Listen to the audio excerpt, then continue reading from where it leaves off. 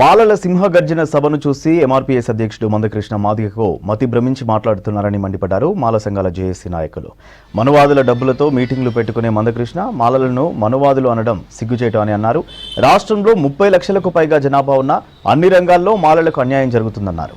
హైదరాబాద్ హ్యాబిట్స్లోని సూర్యలో కాంప్లెక్స్లో ఏర్పాటు చేసిన సమావేశంలో మాల సంఘాల జేఏసీ చైర్మన్ చెన్నయ్యతో పాటు నాయకులు పాల్గొన్నారు.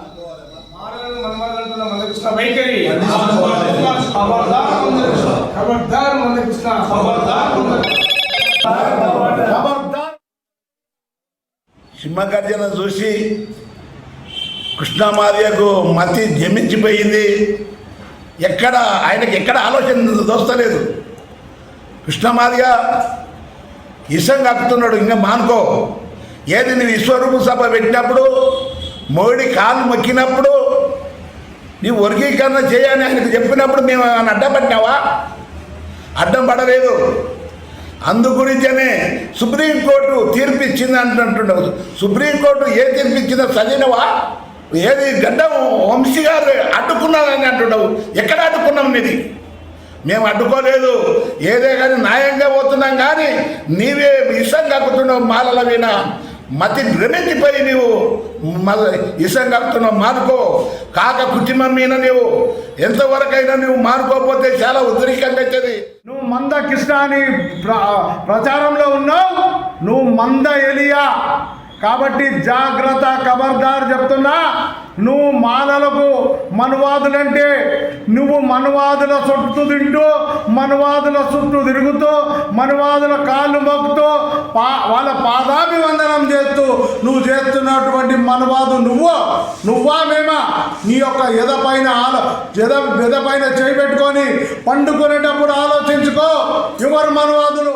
ఇవాళ కాకా గారు గతంలో కాకా గారి కుమారుడైన వెంకటస్వామి గారు పార్లమెంటులో వర్గీకరణ బిల్లును అడ్డుకున్నారని మాట్లాడారు. ఇలా అసలు ఇప్పటికి ఒక్కసారైనా ఎస్సీ వర్గీకరణ బిల్లు పార్లమెంట్లో పెట్టారా అని మేము మందకృష్ణ గారిని ప్రశ్నిస్తున్నాం. పెట్టని బిల్లును వీళ్ళు ఎట్లా అడ్డుకుంటారు? ఎంతకాలం ఇట్లా అబద్ధాలు చెప్పి మాదిగ సమాజాన్ని, మిగతా పౌర సమాజాన్ని మోసం చేస్తారు మీరు. మనువాదులనేమో ఒకవైపు మెచ్చుకుంటూ అంబేద్కర్ వాదులైన, మానవతావాదులైన మాలలను మనవాదులు అనడం సమంజసమా?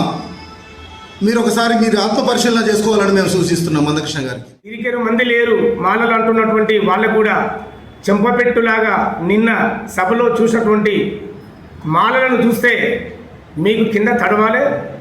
మరి ఈరోజు తెలంగాణ రాష్ట్రంలో మాలలు 30 లక్షలకు పైగా ఉన్నటువంటి వాళ్ళు అన్ని రంగాలు, విద్య, ఉద్యోగ, ఉపాధి రంగాల్లో, ఆర్థిక, రాజకీయ, సామాజిక రంగంలో వెనుకబడి ఉన్నటువంటి విషయాన్ని సమాజం అంతా గుర్తించాలని చెప్పేసి కూడా నేను తెలియజేస్తున్నా. 341 ఆర్టికల్ ప్రకారం పార్లమెంట్లో బిల్లు పెట్టి ఎస్సీ వర్గీకరణ చేస్తే మాకు అభ్యంతరం లేదు. మాదిగలకు మేము వ్యతిరేకం కాదు. మాలను రెచ్చగొడుతున్న మందకృష్ణకు మాత్రమే వ్యతిరేకం. మందకృష్ణకు మాత్రమే మేము సమాధానం చెప్తాం. ఇంకోసారి ఇలాంటి రెచ్చగొట్టే వ్యాఖ్యలు చేసి మా మాల ప్రజాప్రతినిధుల్ని, వివేక్ వెంకటస్వామి గారు కానీ ఇంకా మా మాల ఎమ్మెల్యేలను, ఎంపీలని నువ్వు రెచ్చగొట్టదని చెప్పేసి ఈ సందర్భంగా